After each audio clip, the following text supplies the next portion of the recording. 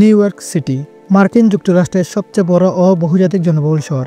এই মহানগরীর নতুন আয়োজনে এসেছে এক ঐতিহাসিক মুহূর্ত।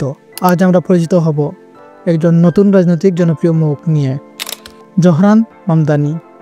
তার পথ চলা, নির্দিষ্টতা, উচ্চরণ ও ভবিষ্যৎ স্বপ্ন, এই গল্পটি আজ বলবো। জোহরান মামদানি 18 অক্টোবর 1991-এ উগান্ডার কাম্পালায় জন্মগ্রহণ করেন।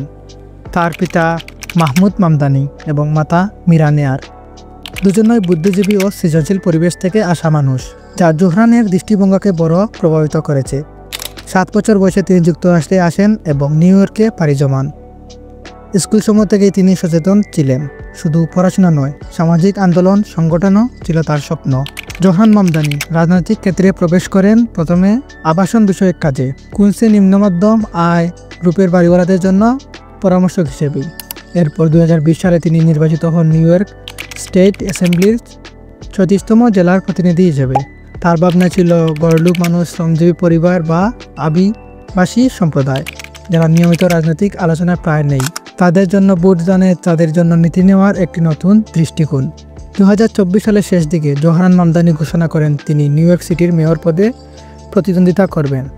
2025 সালের নির্বাচনে তিনি দারুণ মাত্রায় বিজয়ী হন। ইতিহাসে প্রথম মুসলিম ও দক্ষিণ এশীয় বংশোদ্ভূত মেয়র নির্বাচিত হচ্ছেন এই মহানগরে। তার নির্বাচনী প্রতিশ্রুতিতে ছিল ভাড়া বন্ধ রাখা, বিনামূল্যে বাস পরিষেবা, শহর ন্যায়মূলক নীতি, কর্পোরেট উপরে করে বৃদ্ধি ইত্যাদি। এই জয় শুধু একটি ব্যক্তি জয়ের নয়, এটি একটি সামাজিক পরিবর্তনের চিহ্ন। অবশ্য পথটি সহজ ছিল না। লক্ষ্যবস্তু ছিল রাজনৈতিক বিপ্লব ও প্রচলিত রাজনীতির মোকাবিলা। তার উদ্যোগ, নীতি ও পরিচয় নিয়ে বেশ কিছু বিতর্ক উঠেছে, যেমন দুপুর ভাড়া হিমায়িত রাখা নীতি কিংবা কর্পোরেট কর বৃদ্ধি বিষয়। তার মতে মহানগরীকে শুধু অর্থনৈতিক মেশিন হিসেবে নয়, সামাজিক মানবিক পরিবেশ হিসেবে গড়তে হবে। আমরা দেখব এই প্রত্যাশা ভিত্তিক নেতৃত্ব কীভাবে বাস্তবে রূপ নিচ্ছে এবং তার প্রভাব পড়ছে সাধারণ মানুষের জীবনে। ধন্যবাদ আজকের এই যাত্রায় আমাদের সঙ্গে থাকার জন্য।